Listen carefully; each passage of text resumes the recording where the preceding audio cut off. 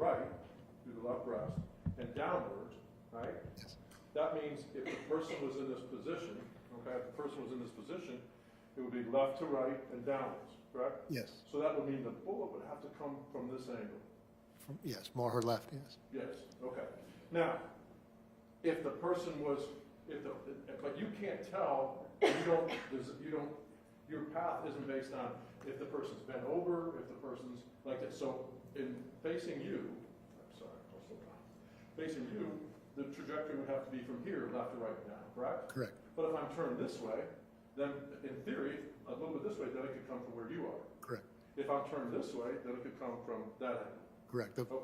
the relationship has to stay the same, but wherever the body is, that direction is changed. Absolutely. And then the intermediate issue that you talked about with the windshield, that can change the path of a bullet, correct? Or Correct. Correct. And so whether a person is like this, it could still be this, left to right from right there, as well as this, left to right from over that way. Correct. Okay. And so you can't say the position of the body or where the gunshot came from. You can only follow it from the entrance room and extrapolate out a little bit, and then you go it through the body. Correct. Okay. I think that's all I have for you, Doctor. Thank you so much. Any redirect? No, thank you. All right, step down, take your stuff with you, and leave all that stuff there.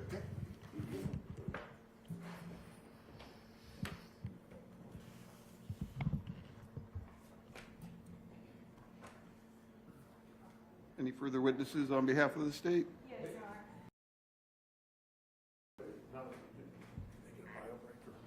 What?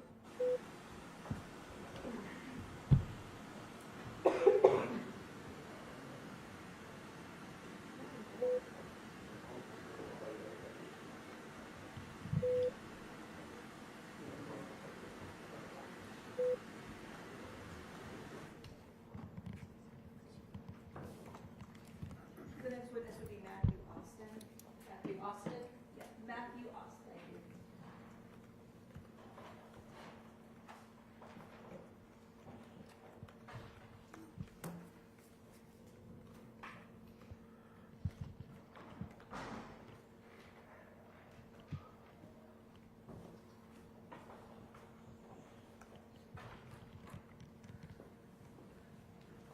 Go through the little maze around here.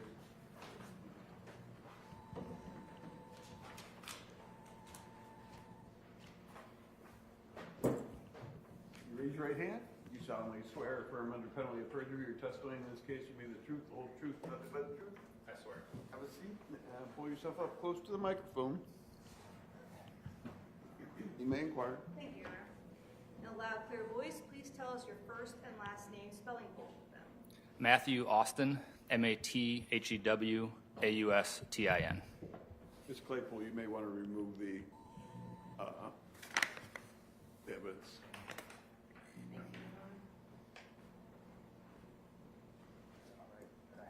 Yeah. Where are you currently employed? I am a special agent at BCI, the Bureau for Criminal Investigation. As a special agent with BCI, are you assigned any specific roles? Yes, I am a full-time crime scene special agent. That is a full-time assignment. That is my main and really only role at BCI, is to process crime scenes. How long have you been with BCI? It will be 6 years. Were you law enforcement prior to joining BCI? Yes, before working at BCI, I worked at the Ohio University Police Department in Athens, Ohio. I was there for just about 8 years and a detective there for my last 6 years. After that position at the Athens, is it Athens City? Ohio University Police Department. Did you go into another police agency, or is that when you went to BCI? I went from Ohio University Police Department to BCI. You do crime scene work for BCI. Did you do any of that type of work at your prior employment at the university? A little bit, but it's pretty apples to oranges. As a detective, you wear lots of hats. In my current role, all I do is process crime scenes. What is your education? I have a bachelor's degree and 2 master's degrees. Both of the masters are from Ohio University. In what topic? Recreation and sociology. When you joined BCI, was it for the purpose of becoming a crime scene investigator? Yes. Did you have training before you joined BCI? I had some. Did you receive training after you joined BCI? Yes, a lot. Can you tell us about that? So our on-the-job training, our FTO, lasts about a year. In that time, I spent mentoring under senior agents, learning on the job, as well as attending a variety of training. So within the first year or two, I attended at least 80 hours of specific bloodstain training, at least 80 hours of specific shooting incident reconstruction training, and then somewhere around a year and a half in, I spent 10 weeks at the National Forensic Academy, which is in Tennessee, and that's a full-time residential program. You use the term FTO. What is that? Field training officer.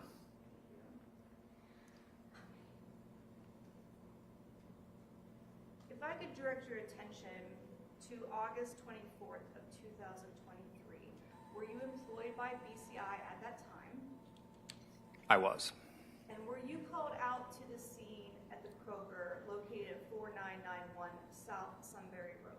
Yes, I was.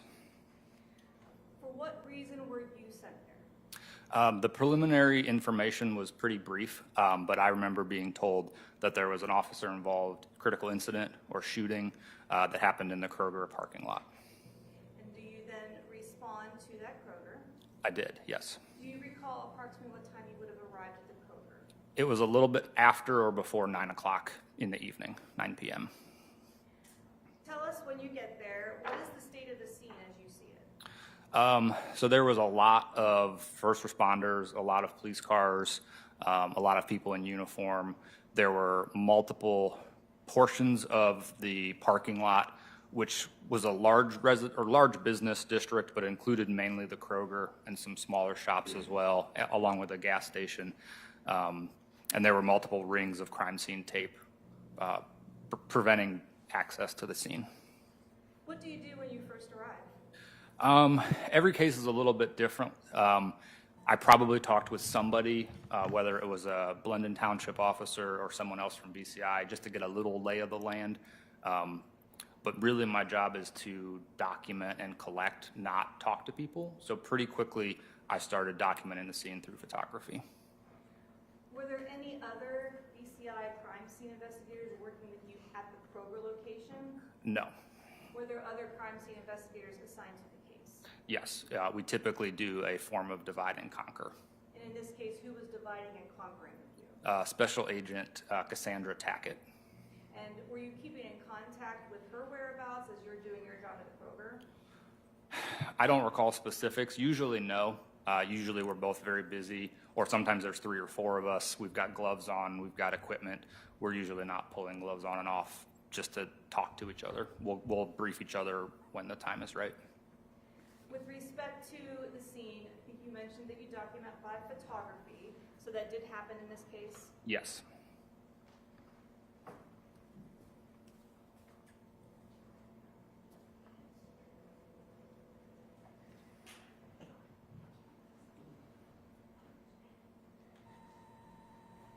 Your Honor, may I approach this witness? You may. Testimony? Special Agent Austin, I'm going to hand you State's Exhibits 8 through 39. Take a look through them, let me know when you're done.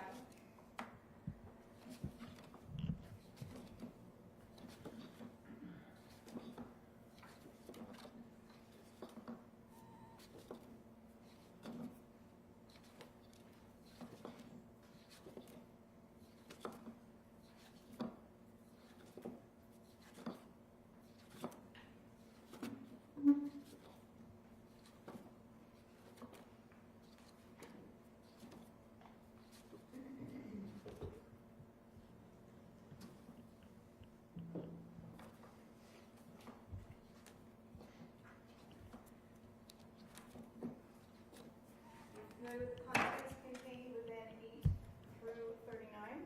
Yes, I am. In general, what is this packet? They are a sampling of the photographs I took that evening. And are they all fair and accurate to what your actual observations were on August 24th, 2023. Yes, they are fair and accurate. And if I may publish them as he testifies, so we can go through his observations. You Your may. Honor.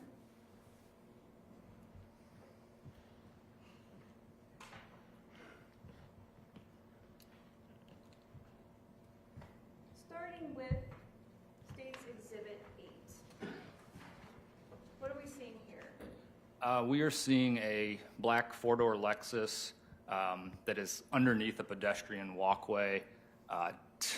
Just on the very left, you can kind of see the blue door.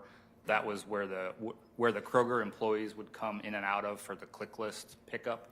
The pharmacy is to the right of there, which would be north, and the main Kroger entrance is further to the right. And Special Agent Austin, I believe there should be a laser pointer up there Yes. with a big post-it note that says the button.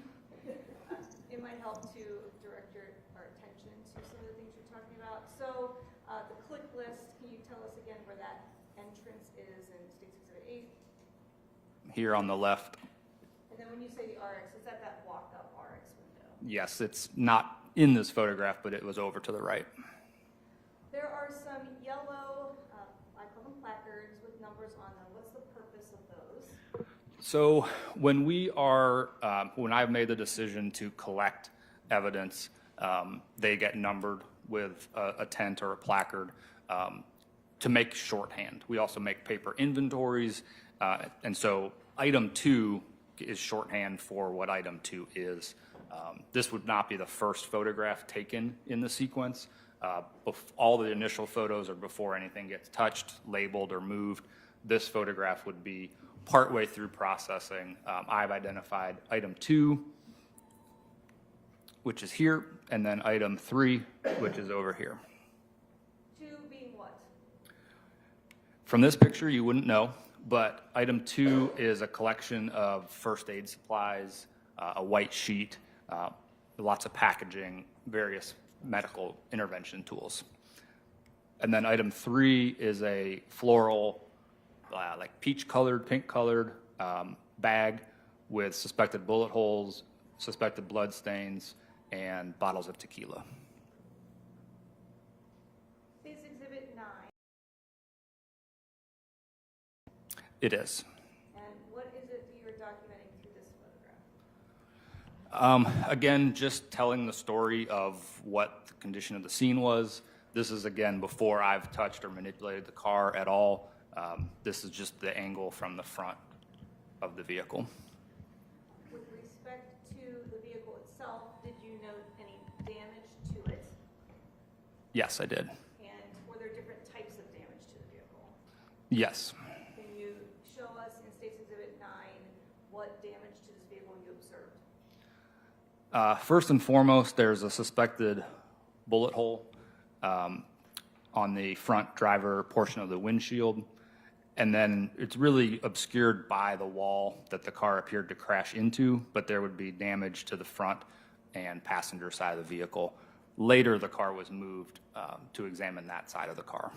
With respect to that driver's side window, was it also in a damaged condition? Yes, the glass here appeared broken out and was not present. And then below the door that is open, was it open when you first came into contact with the car? Yes, again, this is prior to me touching, manipulating any portion of the scene. With respect to what we see on that sidewalk around the driver's side door, in your training and experience, what was that suspected to be? It was suspected blood.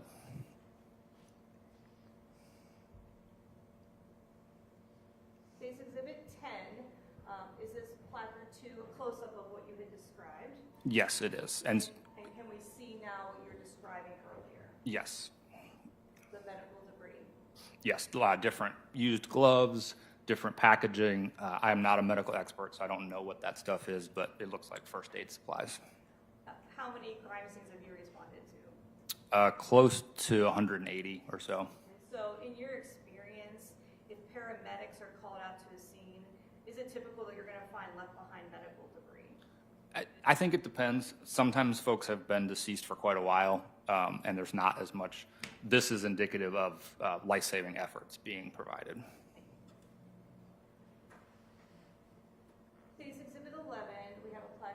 shown to us. What are we seeing? This is a close-up of that multicolored floral bag that was found next to the Lexus. You can see the red suspected blood stain.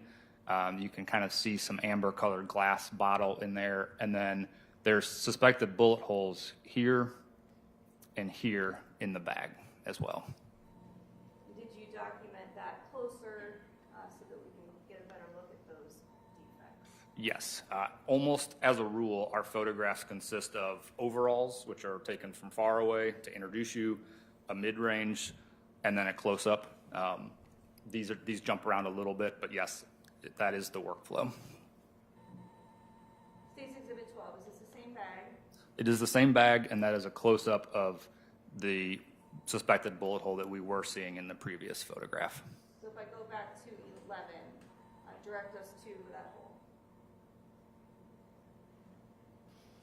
Moving forward to 12. This would be the other suspected bullet hole opposite the one that's surrounded by a blood stain.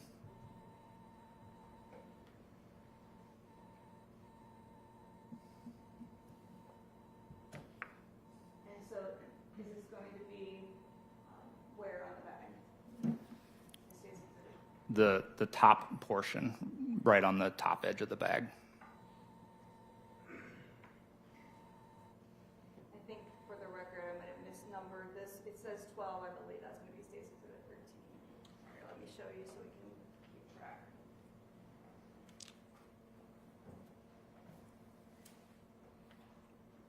Okay, yes, that's 13.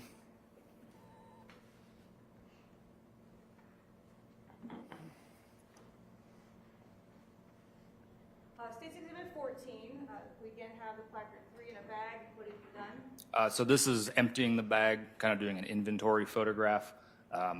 This is what was inside that bag. And what are they? 5 bottles, 3 of one size and 2 of another size of Lunazul tequila.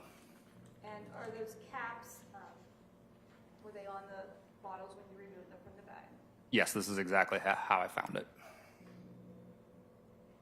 State's Exhibit 15, take us through the vantage point from which you're taking this photograph.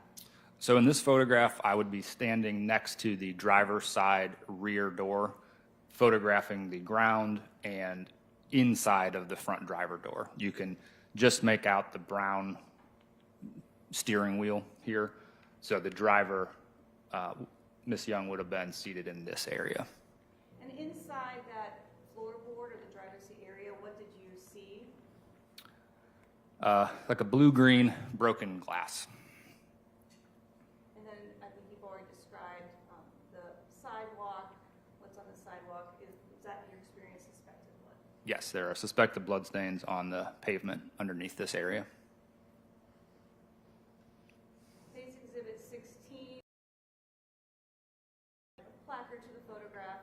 Can you just describe what you were documenting in this photograph? Yes, so this is a mid-range photograph to show the overall location of item 4, which was a cell phone. It was located on the floor close to the outside of the vehicle, but in the front driver compartment. Do we again see the glass that you described when we had the prior picture up? Yes, there's this blue-green broken glass, on the floorboard.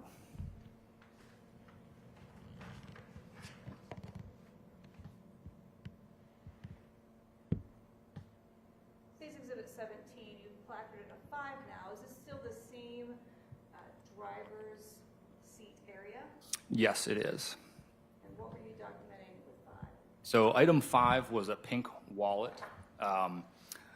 I mentioned earlier the normal progression of overalls, mids, closes, and then you add a placard. Item 5 was tucked in between the center console and the seat, such that I didn't know what it was until I pulled it out. We do not put things back.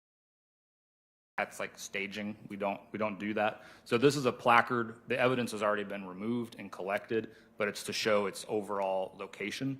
So there was a little pink wallet tucked right here in between that console and seat, which was collected as item 5. Did you look into that wallet? Yes. Was there any identification inside the wallet? Yes. For whom? To Kaya Young. we again seeing some of that glass that you've described in the prior two pictures? Yes. Case Exhibit 18, what are you documenting here?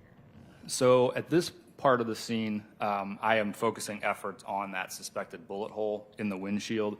I have added this white sticker. So items get placards and numbers. When we work bullet holes or suspected ballistic impacts, they get numbered as well. Sometimes we have 84 of them in a scene, so giving them a number 1 through 84 makes it a lot easier to talk about the 55th one. There was only one in this case, but this was BE1, so I'm starting to label things and take scaled photographs. When you say take scale photographs, what does that mean? There are, I think, other pictures that show close up. This sticker has a ruler on it, which would allow for measurements to be taken if that was a question.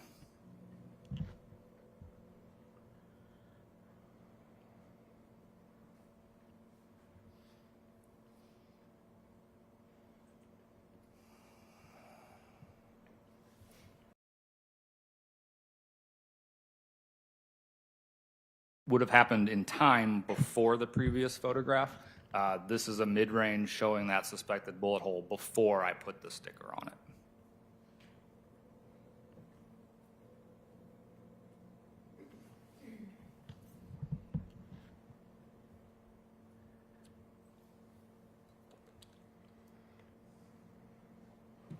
All these Windows updates are popping up on my computer.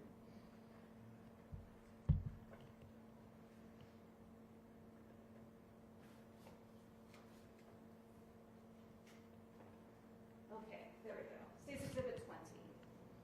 Is it the same bullet hole that you've been talking about? Yes, this is the same bullet hole. And do we see in this photograph that sticker that you've added with the measurement on it? Correct. And there is a BE1 on it, so what does that stand for? Ballistic Event 1. That goes back to, again, the identifying these areas of impact. Has anything been added to the car in order to see this gunshot entrance better? Yes, so this photograph represents quite a bit of work with objectives to both photograph better, which include taping a paper bag on the inside of the windshield so that the marker lines that I drew are visible.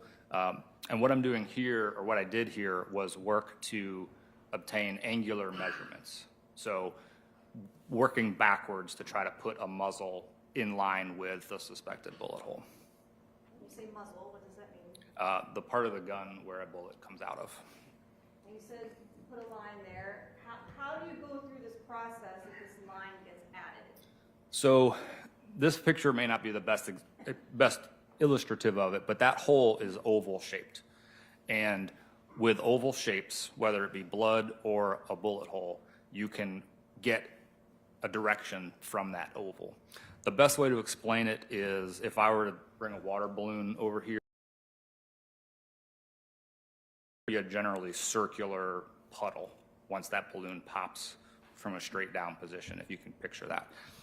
Conversely, if I were to throw that water balloon a certain direction, picture that balloon breaking and that amount of water kind of splashing out. It's not going to be a circle anymore. It's going to be an oval or a line.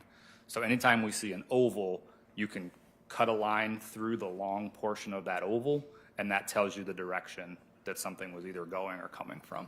So this being an oval-shaped hole, I took a large ruler or yardstick and basically cut that oval in half. And so that line that's going up and down is a visual representation of the path that the bullet or projectile was traveling. That by itself doesn't really mean anything. It's just a visualization. This other line up here, which I did draw a little too high for you to see, it's in the tint of the windshield, but that is a perfectly flat line measured from two different parts of the windshield. So I don't remember what, but let's say this was 10 inches. This is a straight line 10 inches down from the top corner. The other side of the windshield had the same thing, and that gives us a reference point to measure to. And then this intersection gives us the angle that that projectile was traveling at. So moving on to 21, what has been added to this photograph that we didn't see in the prior exhibit? So I have added the 102 degrees. The best way to think about that 102 is if 90 was straight into the car or straight out of the car, we're 12 degrees to the right of that. And is that to the right, if you're looking at If the you, car? Help with that. yes, from this position, 90 would be perfectly straight on. This is a little bit to the right of straight on.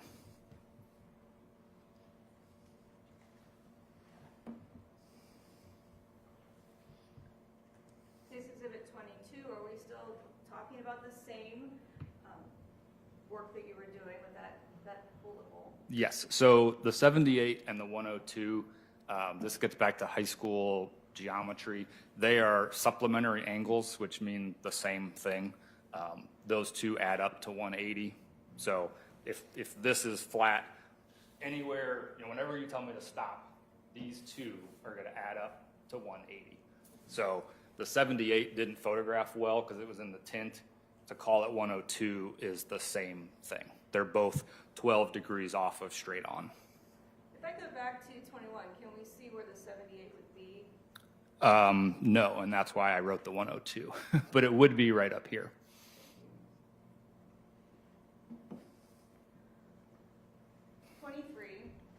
From what perspective were you taking this photograph? This is from outside of the vehicle, looking low up into the inside of the windshield. Again, you can see the brown steering wheel partially shown here. And what were you documenting? The condition of the inside of the vehicle, anytime we get bullet holes in glass, we are touching them to also give us a clue or an answer as to direction. So this photograph doesn't show it, but as part of this process, I'm putting my fingers on both sides of that glass. The characteristics of this were consistent with the direction of outside to inside. And then there appears to be some glass along, I would call it dashboard. Do you see that? Yes, I do. Do you know, was it the same color as what you had seen on the floorboard of the driver's seat? I don't recall color.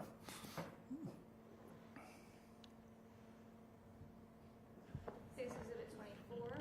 This is the inside of the rear driver's side door, so the back seat on the driver's side. So you've now opened the door, it appears, from the beginning pictures. Correct.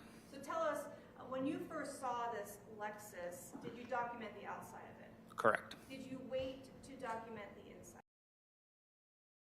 Weren't yet, and so following the Constitution and the Bill of Rights, we waited until there was a search warrant obtained before touching the vehicle at all. And was it Blendon Township Police Department who got that search warrant? Yes, it was. And then once you learned that the search warrant had been obtained, did you then search on scene the inside of this vehicle? Yes, the car was processed as a part of being there on scene. So going into 25, are we looking into the back seat of this Lexus? Yes, I've essentially just rotated to the right, and I'm now shooting the inside of the car. What have you documented? There is a Ohio temporary license plate on the seat, and then the rest of the seat's generally clear. There was a lot of items on the floorboard of the vehicle. Did you or others working with you do anything with that temporary tag number? Did you run it? That wouldn't be something I did. I don't know if other people did or not. Then did you look as to what was inside the white basket? Yes. Case Exhibit 26, what is this? That's the contents of that white basket just laid out in the back seat of the vehicle. It was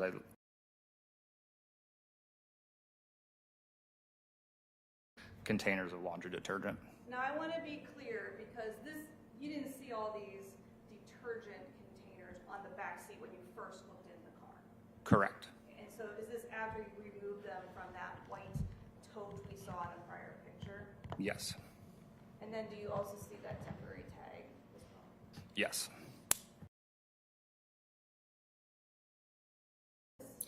This is temporary. This was found in the front glove box of the vehicle. And was it in the purchaser lessee?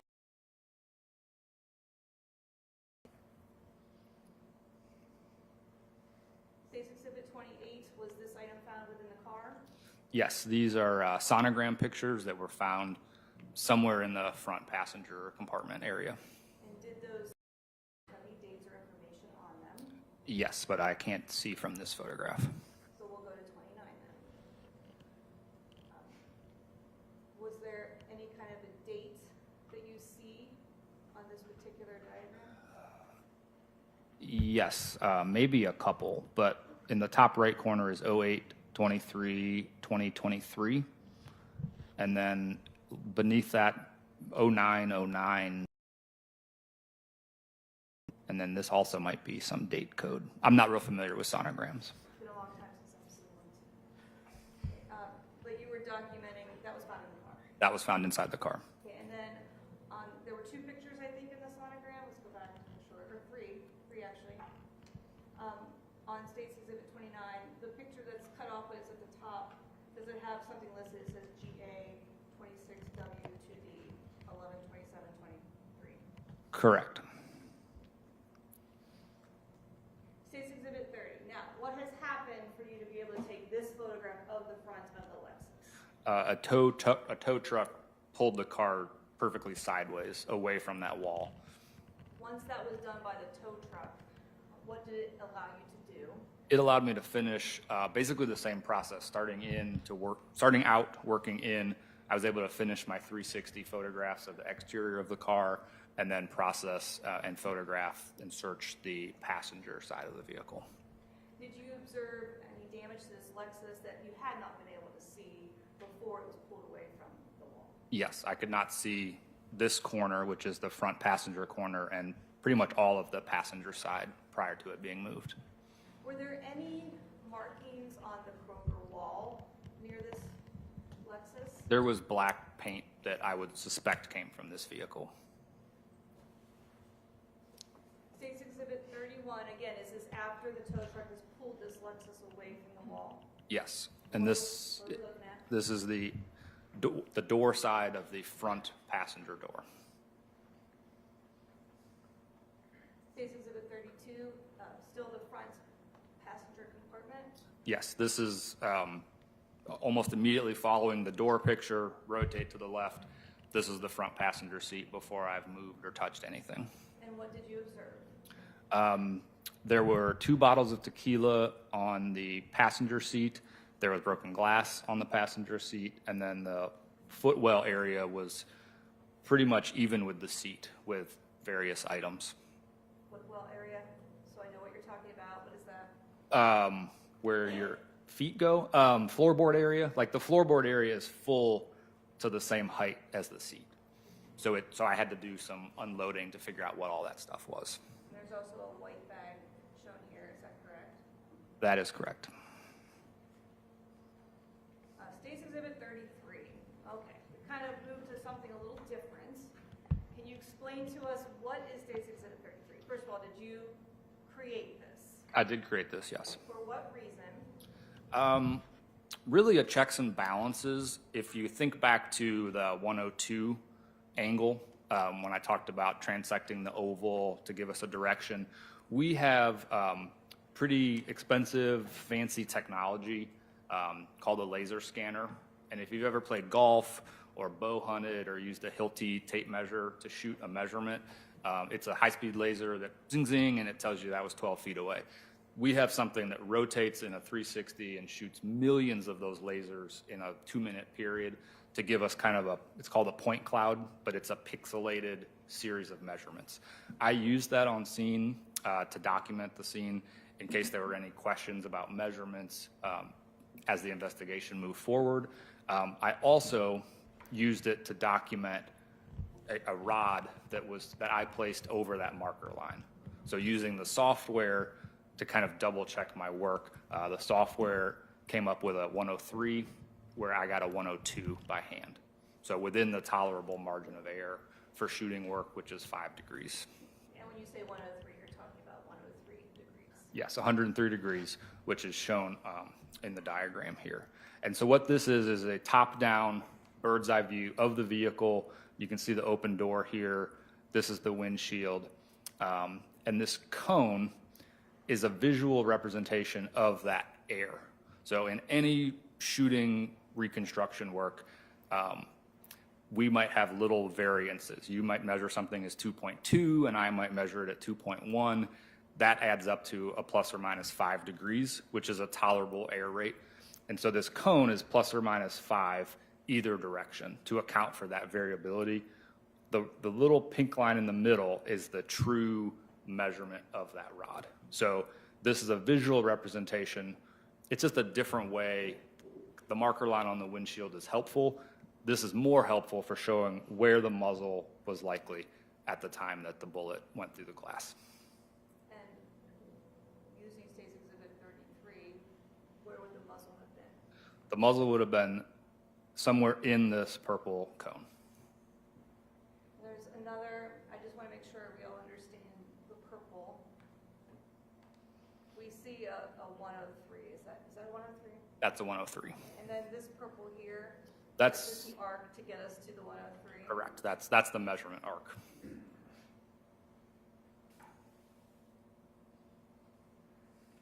All right, State's Exhibit 34, what is this? So this is a diagram that I created, and it comes from a drone photograph that I took of the scene.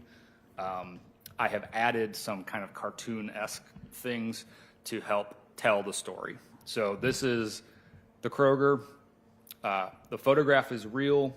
I have added things like the Blendon Township Cruiser 10. I have added where the Lexus was parked. I made these tags saying the Kroger front entrance is over here. Item 1, which is a 9mm casing, I located in approximately this area.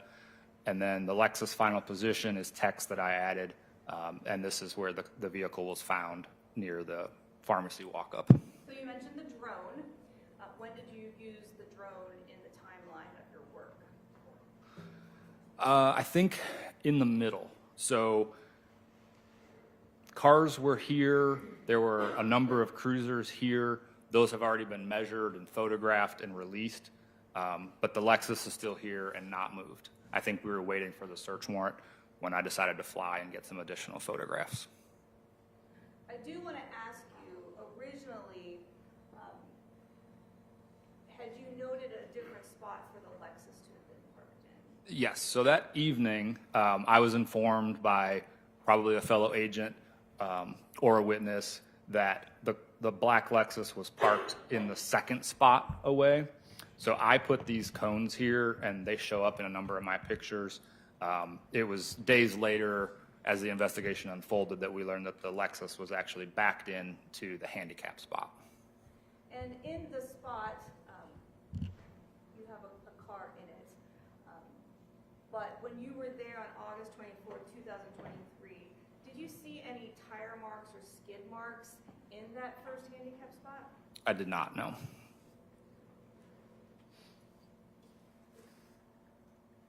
With respect to, just so we can get a perspective here, where's the click list entrance? It would be to the south of the black Lexus in this area of the photograph.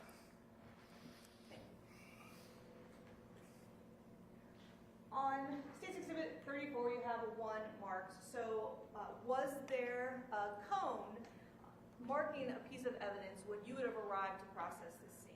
Yes, there was. And then did you document that by photograph? Yes. So this is another, I think, of your drone photographs. That is correct. At this time, can you see where the cone was with the projectile or the casing? So the cone would have been removed, but there remains a small yellow placard right next to this light pole. And then the yellow tape that we're seeing, that was marking off this scene when you arrived. Correct. Do you yourself have anything to do with the crime scene tape? No, the incident probably happened at least 3 hours before I arrived.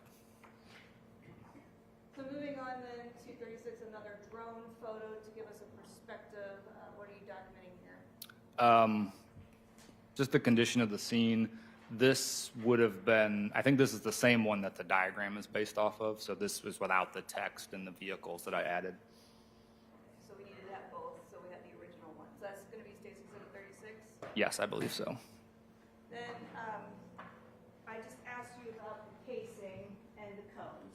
move on to those photographs. Today's exhibit 37. There's a cone there, a traffic cone. You didn't place it there. Correct. The cone was there when I arrived. Did you go to examine what the cone was marking? Yes. And what was it marking? Underneath the cone was a fired cartridge casing. And what is that? It is the part of ammunition that the bullet is seated into. It also contains the powder, which creates the explosion, which sends the bullet out of the firearm. Moving on to State's Exhibit 38. I don't see the cone anymore. What's changed in this photograph? So the cone likely was placed there by early officers.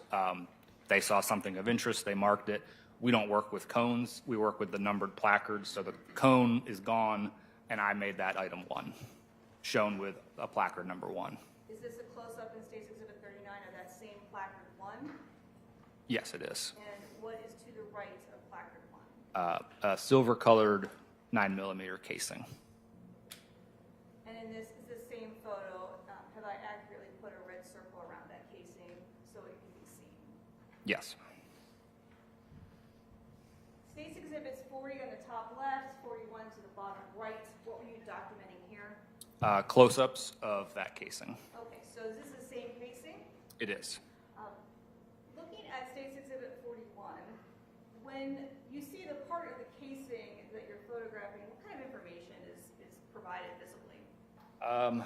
So to the naked eye, there is writing that anyone could read, and it says Hornady, which is a brand, and 9mm, which is a size.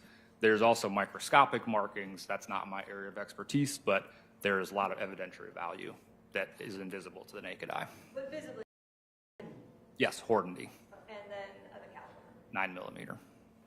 Can't see that in State's Exhibit 40 when you're looking at it laid down on the paper. Correct. And where are you taking these pictures? Because I see paper behind them. Somewhere in that parking lot. We carry all the supplies to do good work and take good photographs. Did you do all of your processing photographing of any kind of evidence there at the Kroger? Related to scene 1, yes. Everything I did for that scene was done while there that evening. So you mentioned scene 1. That's the one that you were going to tell us about today. Correct. Was there also a scene 2? I believe that might have been the hospital. Yes. Special Agent Tackett would have worked scenes 2 and 3, I believe. And then scene 3 being the London Township Police Department. Correct. Did you go to either of those areas? I did not. Did you collect that casing? I did. How do you do that? With gloves, it gets picked up, photographed as you saw, and then sealed in a manila envelope. All right, so you were out of town a little bit, weren't you? Yes. You're probably not used to testifying a little bit later in a trial, would you agree? I've testified all over the place. Okay, well, we've already opened State's Exhibit 45. Often my evidence department is going to open that. But go ahead and take a look. Let me know, are you familiar with that envelope? Yes, I am. How do you know that? So on scene, I would have printed and created the base sticker, which says evidence 1. It is listed as a Hornady 9mm Luger. I need you to hold it up so all the jurors can see. There you go. It states that it's a Hornady 9mm fired case. It lists the date, lists my name, it lists where it was located. I would have then sealed it with clear tape, and these are my initials and the date. And then, in your experience, is there a green label that you know what that is that's been added to the envelope? Yes, I'm familiar. I don't create them, but I'm familiar with all the other markings on here. So once things get submitted to the lab, which I did in this case, they create these other stickers for their workflow and their chain of custody. When the tech who would have opened it, they would have resealed it. I'm assuming these are their initials and their date. So yeah, I recognize this. So since it's been opened, go ahead and show us what's inside. What do you got? A 9mm casing that says Hornady 9mm. Is that the same casing we just saw in the photographs? I assume so, yes. And is it in the same or substantially same condition as when you would have purchased it from the parking lot and put it in the envelope? Yes, but there is black marker on it, which I know is part of the lab process. That was not there. But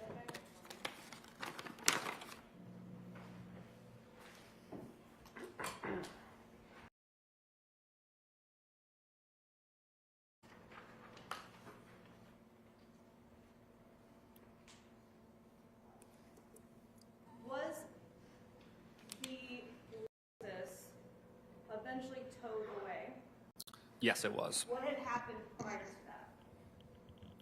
Had you done your work on it? Yes.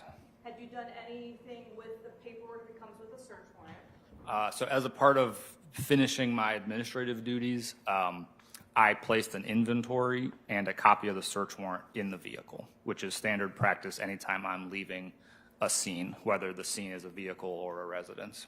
At that point, have you completed your work with respect to the vehicle? Yes, And were you involved in the tow? I was not. As far as BCI was concerned, was BCI planning on storing this vehicle? No. Why not? The evidence or the evidentiary items had already been measured, 3D scanned, photographed, drawn on, collected. There's nothing else I could have done with that car that I didn't do. And so the tow, was that part of BCI's work? I don't believe so, no. Did you come together with Special Agent Tackett so that she could give you any evidence she had collected? Yes. And did it happen at the Kroger area? Yes, she came to scene one at the Kroger as I was finishing, so she helped a little bit, but she also transferred things that she had collected over to my custody. And would that include clothes from the hospital? Yes. And would that include the firearm? Yes, You didn't have anything to do with collecting the firearm. correct. However, once you're getting this evidence together, you have the casing, the firearms, and clothes, what do you do with those items? So when I cleared the Kroger, I went to our headquarters, which is in London, Ohio, and evidence was either locked in a secure locker or things that needed to dry were hung in a secured and locked drying cabinet. And when you say dry, why would the objects need to be dry? In this case, suspected blood, but sometimes rain or dew. If we package things away that are wet, it's going to just mildew and mold. Once the items were, in your experience, dry, did you then package them? Yes, then things were finalized, packaged, and either put in our vault for permanent storage, or I sent things to the lab for testing. Were you also eventually provided with the projectile removed from the autopsy of Takaya Young? Yes, I was. And with respect to these items then, what do you do with them? So really, there's two choices. Again, things that need lab testing go to the lab, or things that need just preserved go to our major case vault for safekeeping. In this case, items that needed to go to the lab, would that include the firearm, Yes, the casing, yes, and then that projectile from the autopsy? yes. One moment. I have no further questions. Ladies and gentlemen, let's take a 10-minute recess. Do not discuss this case among yourselves. Do not permit anyone to discuss it with you or in your presence. It is your duty not to form or express an opinion on the case until it is finally submitted to you. All rise.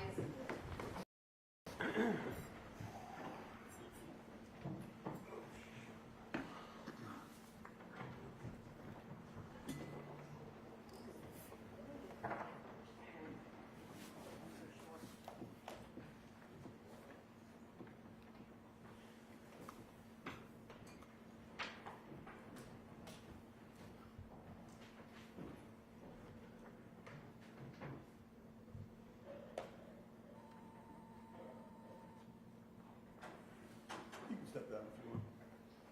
Just leave everything up there.